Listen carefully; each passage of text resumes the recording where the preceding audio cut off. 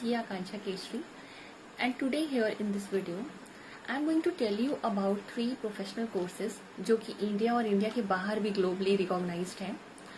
ये 3 कोर्सेज हैं आपके chartered accountancy CA, company secretary CS, cost and management accountant CMA।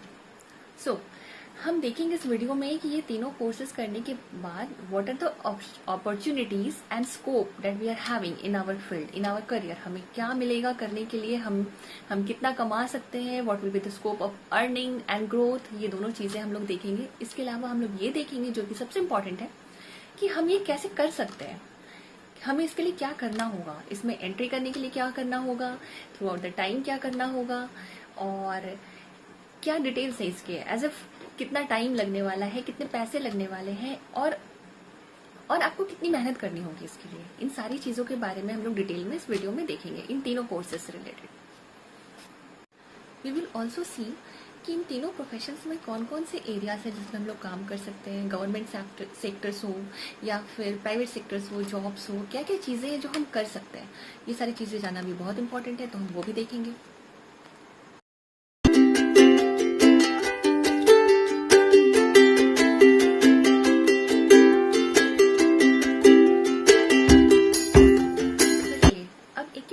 Courses को देखते हैं।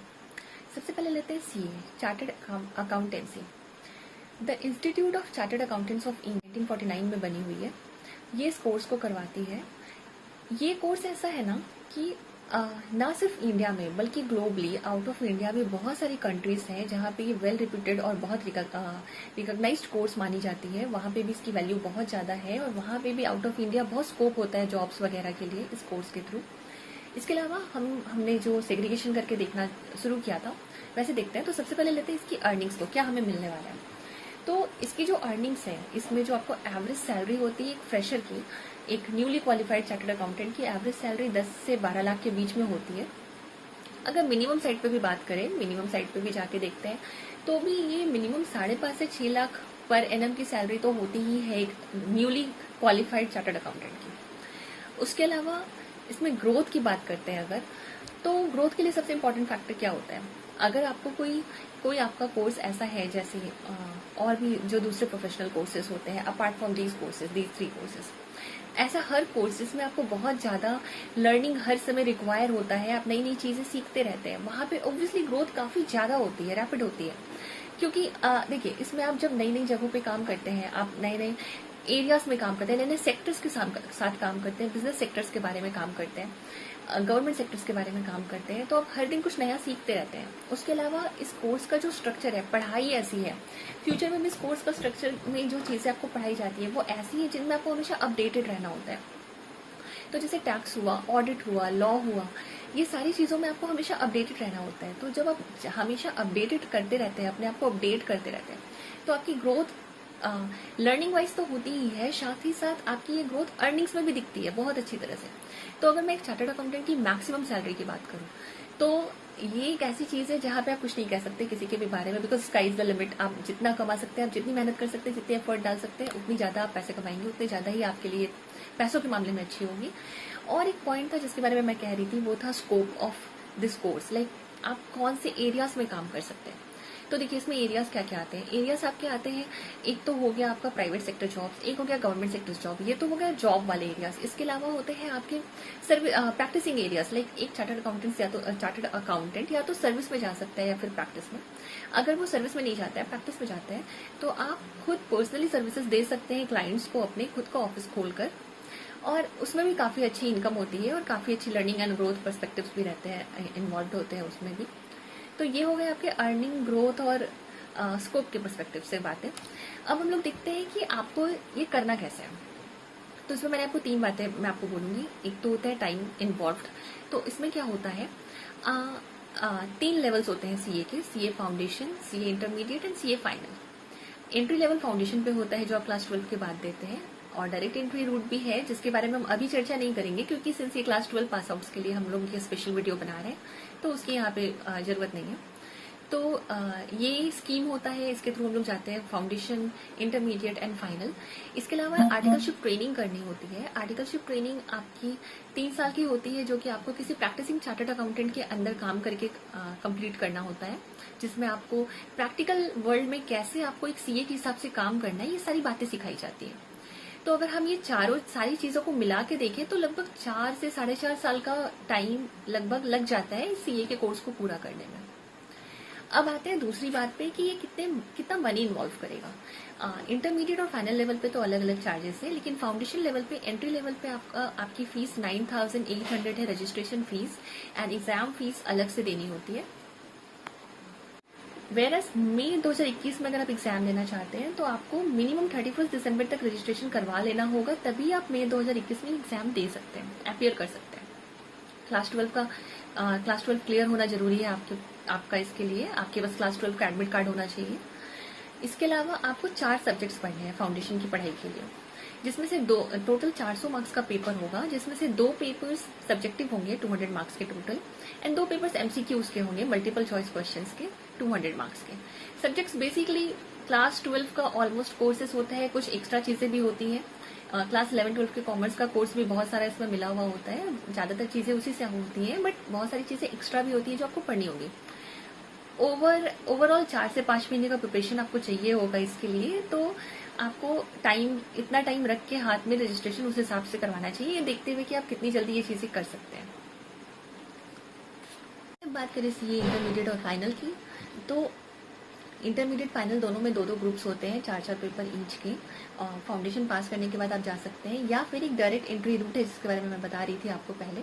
उसके लिए आप डायरेक्ट ग्रेजुएशन के बाद डायरेक्ट एंट्री रूट से भी एंटर कर सकते हैं, सीधा सीए इंटरमीडिएट दे सकते हैं अगर आप ग्रेजुएट हैं तो। फिर आपके लिए फाउंडेशन एग्जाम देना जरूरी नहीं होता, तो ये चीज भी आप कर सकते हैं। हाँ, और एक चीज जो सबसे इम्पोर्टेंट है इस कोर्स के लिए, वो है आपकी डिसिप्लिन और आपका डिटर्मिनेशन।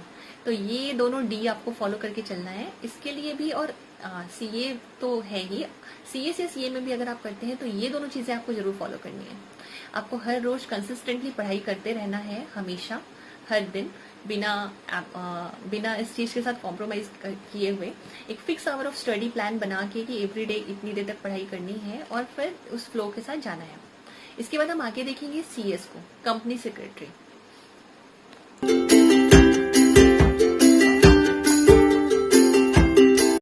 जब हम सीएस की बात करते हैं तो यहाँ क्या है, देखिए, कंपनी सेक्रेटरी भी एक कोर्स है जो institute of company secretaries of India के द्वारा करवाया जाता है।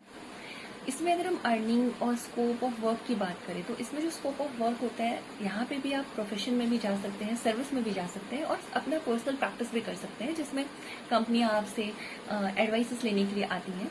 इसके अलावा यहाँ पे जो आप प्रोफेशनल सर्विसेज में जाते हैं तो आप एक कंप्लायंस ऑफिसर के हिसाब से काम करते हैं, किसी कंपनी में की मैनेजरियल पर्सन के हिसाब से काम करते हैं। आप उस कंपनी को लॉ एडवाइसेस करते हैं, उनके सेक्रेटरियल जॉब्स को देखते हैं, टैक्सेशन मैटर्स को भी हैंडल करते हैं। तो ये सारी चीजें इसमें आती हैं। इसके अलावा अगर आप पर्सनल प्रैक्टिस करते हैं तो वहाँ पे भी बहुत सारे स्कोप्स हैं जो आप देख रहे होते हैं। इसके लिए रिप्रेजेंटेटिव ऑफिसर के हिसाब से भी काम कर रहे होते हैं। अगर अर्निंग्स की बात करें सर्विस सेक्टर में जाने पर, तो एक एवरेज सैलरी एक सीएस की भी 6 to 9 लाख के आसपास होती है। तो ये एक एवरेज सीएस की सैलरी हो जाती है। ग्रोथ एरिया इसमें भी वैसे ही है, मैक्सिमम लिमिट में सब कुछ आपके एफर्ट पर डिपेंड करता है, क्योंकि बहुत सारे सीएस है जो करोड़ में कमाते हैं। तो ये भी आपके खुद के पर्सनल एफर्ट्स पर डिपेंड करता है, आपके लर्निंग पर्सपेक्टिव्स पर डिपेंड करता है कि आप कितना ग्रो कर पाएंगे इस प्रोफेशन में। अब अगर इसको हैंडल करने की बात करें कि आपको कैसे करना है, how to be a CS, तो सबसे पहला जो लेवल है जो अभी नया लॉन्च हुआ है बाय द इंस्टीट्यूट, उसमें यह है कि आपको सीएस एग्जीक्यूटिव एंट्रेंस टेस्ट देना होता है, जो कि 4 times a year होता है, साल में 4 बार होता है, मई, जुलाई, नवंबर और जनवरी के महीनों में। और ये एक 200 मार्क्स का एमसीक्यू बेस्ड ऑनलाइन एग्जाम होता है, जिसमें पूरा सारे एमसीक्यू वाले क्वेश्चंस होते हैं और आपको ऑनलाइन एग्जाम देना होता है 200 मार्क्स का। और इसके बाद सीएस एग्जीक्यूटिव प्रोग्राम में जाते हैं आप, और उसके बाद सीएस प्रोफेशनल प्रोग्राम होता है। सीएस एग्जीक्यूटिव प्रोग्राम में आपको 8 पेपर क्लियर करने होते हैं, 4-4 पेपर का 2 मॉड्यूल होता है जो आपको क्लियर करना होता है। उसके एग्जाम्स साल में 2 बार होते हैं, जून और दिसंबर के महीने में। और इसके अलावा सीएस प्रोफेशनल प्रोग्राम के भी साल में 2 बार एग्जाम होते हैं, जून और दिसंबर के महीने में। इसके बाद अगर हम बात करें टाइम इन्वॉल्वमेंट की, तो देखिए इसमें भी आपको एग्ज़ाम के अलावा, ये तीनों एग्ज़ाम्स के अलावा आपको प्रैक्टिकल ट्रेनिंग करनी होती है। तो जो प्रैक्टिकल ट्रेनिंग करनी होती है उसके टाइम को अगर हम साथ में कंसीडर करें और एग्ज़ाम टाइम को साथ में कंसीडर करें तो करीब 3 साढ़े 3 साल का टाइम इसमें लग जाता है पूरा सीएस के कोर्स को कंप्लीट करने में, ऑन टाइम चलते हुए। तो ये है आपका सीएस का सीएस कोर्स। ज़्यादा अगर हम इस सीएस कोर्स के स्कोप को और ज़्यादा समझने की कोशिश करते हैं तो इसमें ज़्यादा लॉ रिलेटेड चीज़ें होती हैं, ज़्यादा आपको लॉ के बारे में पढ़ना होता है जो कि कंपनीज पे एप्लीकेबल होती हैं। Different kind of companies law है, बैंक्रप्सी कोड है, बिजनेस लॉ है, ये सारी चीज़ों को आपको जानना होता है डिटेल में। इसके अलावा टैक्सेशन और अदर सब्जेक्ट्स भी इन्वॉल्व होते हैं क्योंकि इन सब चीज़ों की नॉलेज भी उतनी इंपॉर्टेंट होती है इसके साथ। तो अगर आप लॉ के एरिया में बहुत ज़्यादा इंटरेस्टेड हैं, कंसल्टेंसी देने में इंटरेस्टेड है, लॉ बेस्ड लीगल कंसल्टेंसीज में बहुत इंटरेस्टेड हैं, इन सारे फाइनेंशियल मैटर्स को लेके लीगल कंसल्टेंसीज देने में, तो इन सब चीज़ों के लिए आपके लिए सीएस का प्रोफेशन बहुत अच्छा रहेगा अगर आप ये चाहते हैं तो। आगे हम लोग देखते हैं सीएमए को, cost and management accountant.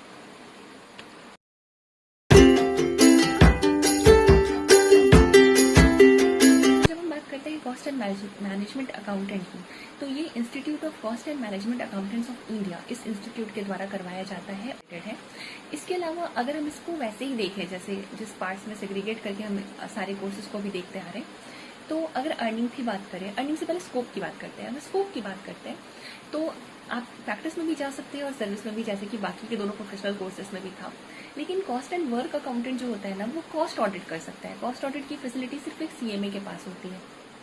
Service में भी सेम है, हर एक कंपनी को, हर एक मैन्युफैक्चरिंग कंसर्न को एक ऐसे लोग चाहिए होते हैं जो कॉस्ट की सारी डिटेल्स निकाल सके, जो मैनेजमेंट की डिटेल्स देख सके। तो इसके लिए उन्हें कॉस्ट एंड मैनेजमेंट अकाउंटेंट की जरूरत होती है, स्पेशली मैन्युफैक्चरिंग कंसर्न्स को। और कॉस्ट एंड मैनेजमेंट अकाउंटेंट जब प्रैक्टिस में जाते हैं तो वो स्टॉक ऑडिट कर सकते हैं, इंटरनल ऑडिट कर सकते हैं, एडवाइजर्स हो सकते हैं और जीएसटी ऑडिटर हो सकते हैं, कॉस्ट ऑडिटर हो सकते हैं, ये सारी चीज़ें आती हैं। अगर अर्निंग्स की बात करें तो एक फ्रेशर अराउंड 6 से 8 लाख की एवरेज सैलरी कमा सकता है बीइंग इन सर्विस। और इसके बाद अगर हम इसकी बात करें कि हमें क्या करना है इसके लिए, कैसे इस कोर्स का स्ट्रक्चर होगा, कैसे करेंगे सीए का, तो इसमें भी सेम है, 3 लेवल्स यहाँ पे भी होते हैं। अगर आप सीएमए के फाउंडेशन लेवल पे हैं तो आपको 4 पेपर देना होता है जो 100 मार्क्स ईच का होता है, सब्जेक्टिव पेपर्स। तो 400 मार्क्स का फाइनल फाउंडेशन का पेपर्स होता है। उसके बाद जब सीएमए इंटरमीडिएट लेवल पे होते हैं या फाइनल लेवल पे होते हैं तो यहाँ पे भी सेम है, इंटरमीडिएट लेवल पे भी 4 पेपर के 2 ग्रुप्स हैं, वैसे ही सेम टू सेम। एंड उसके अलावा इसमें भी आपको प्रैक्टिकल ट्रेनिंग लेनी होती है। तो ये सारा 3 साल के लगभग का प्रैक्टिकल ट्रेनिंग होता है और इन सारी चीज़ों को मिला के अराउंड 3 to 5 years का टाइम लगता है इस कोर्स को पूरा कंप्लीट करने में।